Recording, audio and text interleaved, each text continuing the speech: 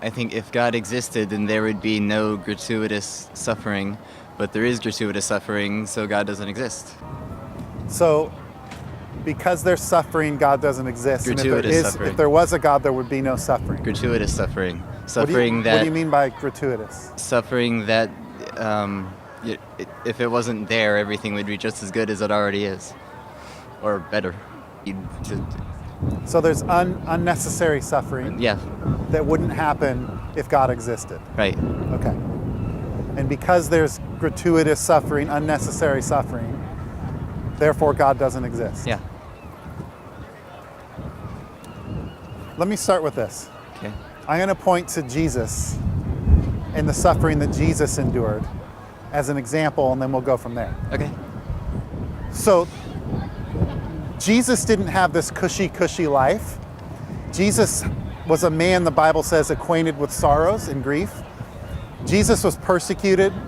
Jesus' followers deserted him and left him when he was on trial. Peter denied even knowing him. And he was accused of blasphemy for claiming to be God, put on trial, eventually before Pontius Pilate, and Jesus was brutally crucified. And we get the word crucifixion, or we get the word excruciating from crucifixion, because crucifixion is so excruciating. That's where the word comes from. It's the most horrible death imaginable. So Jesus lives this life. He claims to be God in human form. He taught amazing ethical teachings. He had lots of people who believed in him, lots of people who didn't. He was highly controversial. And he's put on trial, and he's beat up, he's brutalized, he's whipped, he's scourged. They put a crown of thorns over his head, and he goes up on a cross and he dies a gruesome death. What the Bible reveals is that this horrible event in human history, God kind of pulls back the curtain and shows us that this death, this horrible event that took place, with Jesus being brutalized and being murdered, God used that suffering to bring about what the Bible reveals is the greatest news, the best news in human history. That actually God used that suffering that Christ endured to bring about an amazing purpose, to bring about the greatest amount of good possible. Okay, so you think there is no unnecessary suffering because all the suffering there is serves a purpose from God? What I'm saying is that it's possible for God to use suffering to bring about good. Now, does that mean that all suffering is purposeful or useful? I'm not necessarily saying that. In other words, suffering is not always God's will. Okay, so cancer is not God's will. Okay. If you get hit by a car walking out off a campus, that's not God's will. So I just wanted to make that point about it's possible for an all-powerful, all-knowing God to use suffering to bring about a greater good. It is possible. Okay. Then I would say this. If there is no God, there's no such thing as evil. So there's no such thing as good or evil. So suffering... Okay, well I don't think that's really the second thing you said, I don't think that's really a problem for my argument, because I could just change it to I wouldn't even have to change it. I mean, if God exists and he's perfectly good and he's all-knowing and all-powerful, then there would be no gratuitous suffering. Because if there were gratuitous suffering, he would want to make it stop, and he's all-powerful, so he could do that, and since he's omniscient, he would know about it. Okay, so my point one is that it's possible for God to use suffering in my life, in your life, and obviously through the life of Christ to bring about a greater good. I understand it's possible, but if there is gratuitous suffering, then God can't exist. Okay, so my second point is this. When God created us, he did not create us robots. He did not create us puppets. Meaning by that, he gave us free will. We're free moral agents. So I can walk up to this guy and I can punch him in the face or stab him with a knife, or I can take out my wallet and give him money to feed him. I don't have to do either. So I'm created and you're created, I'm convinced, with a free will. So a lot of the suffering that we see are simply human beings whooping up on each other. Yeah, so Ripping each other off, stealing from each other, hurting each other. And there's a lot of warped people that get away with a lot of terrible stuff. Because why? Because God created us free, and he takes our free will seriously so that he does not intervene every time we're going to do something that he doesn't desire for us to do. okay. Does that make sense? Yeah, I have multiple responses though.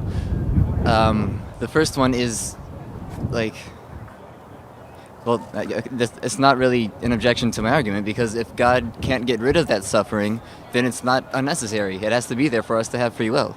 Yes. So And fine. now, here's the point of that. The reason why God doesn't get rid of that type of suffering is because in order for him to get rid of me walking up and punching him in the face or feeding him, he would have to take away my free will. Okay. If he takes away my free will, I become a robot, I become a machine, one of God's puppets. Yeah. And without free will, there's the ability to be in love relationship is impossible. Okay, I understand that, but that response only deals with, evil that comes out of free will, or unnecessary suffering that comes out of Yes. free will. But that doesn't account for natural evil or suffering induced by natural disasters. We're getting there. So, natural evil. Well, let me finish up that part about free will, okay? Okay. Because that's an important piece. Okay. The reason God created us free is because he created us for the purpose of being in a love relationship with him and each other. If you take free will out of the equation, it's impossible for there to be genuine love.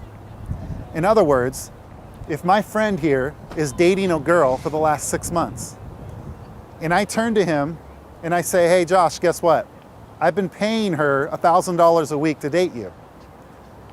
Well, suddenly this relationship wouldn't be very exciting anymore. Why? Because she didn't choose him. So in order there for to be genuine love, there has to be the ability to choose. And the only way God could be in a relationship with us is if he gave us free will.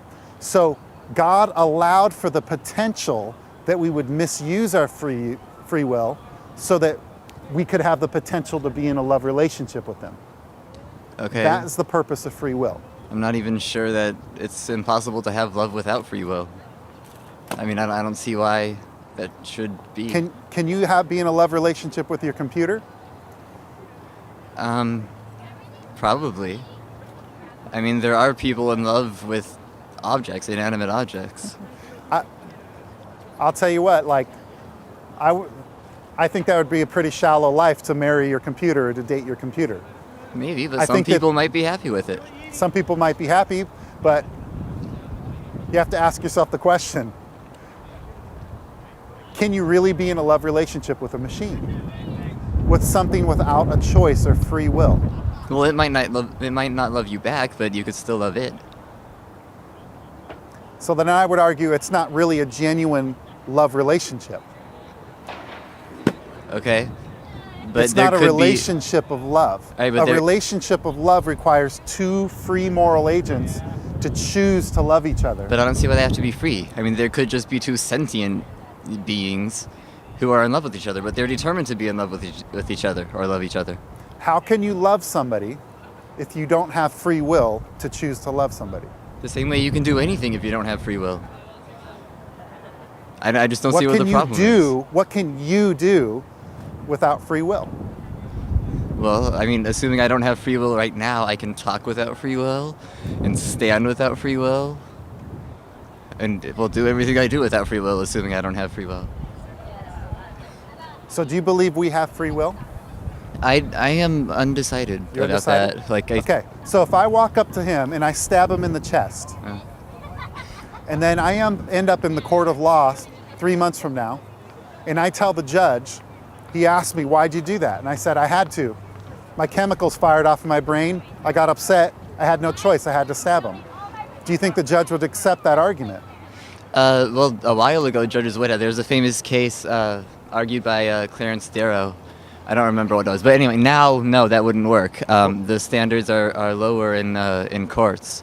Well, I would But- argue that would be an unacceptable defense for me to say I had to because I'm chemically programmed and I just reacted and I had no choice. Yeah. I had to stab him Okay, it would be because fine. chemicals fired off in my brain. I would argue that no, our justice system understands that we have free will, therefore we're held responsible for what we do.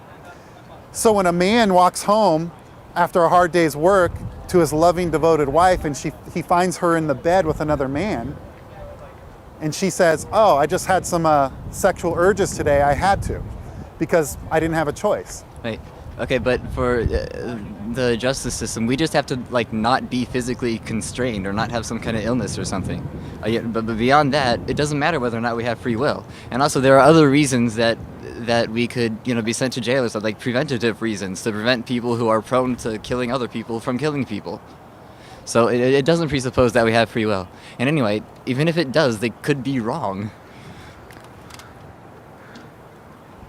So when God created, the Bible reveals that when he created humans, when he created Adam and Eve, and when he made this whole creation, he said, what I created is good.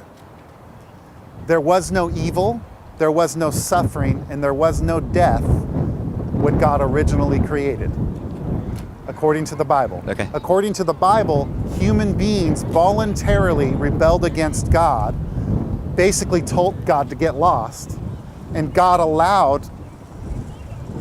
He took a step back from planet Earth and chaos erupted. What I mean by that is the Bible reveals that there was a crash, that there was a fall of humanity. And in that fall, we're born scarred. We're born messed up. That's why we have genetic defects, ailments, all these types of issues, and we have a tendency to do evil. Just go to a daycare and you'll find kids, at times they're doing so good, it's awesome. At other times they're whapping each other over the head because you want to borrow that truck. And so we see this mixture. We see that human beings have this problem with evil. According to the Bible, that's a result of humans rebelling against God, and everything fell. There was a crash. Not only did humans fall, the Bible reveals that creation itself became contaminated. Meaning by that, things were set off course. Creation itself was set off course. And things like natural disasters, hurricanes, earthquakes, and these things came into existence. Why? Because chaos erupted. But that's not how God originally created this earth. So Paul writes in the book of Romans, chapter 8, that creation itself has been subject to futility and eagerly groans waiting for the redemption. Okay. Because it's been subject to corruption. And the Bible reveals that Jesus eventually will create a new heavens and a new earth, and he'll restore this earth into a new earth where there'll be no more earthquakes, there'll be no more natural disasters. Well, So essentially my point is, God did not create evil, he did not create suffering. It's a result of human rebellion against him where everything collapsed because of the crash, the fall.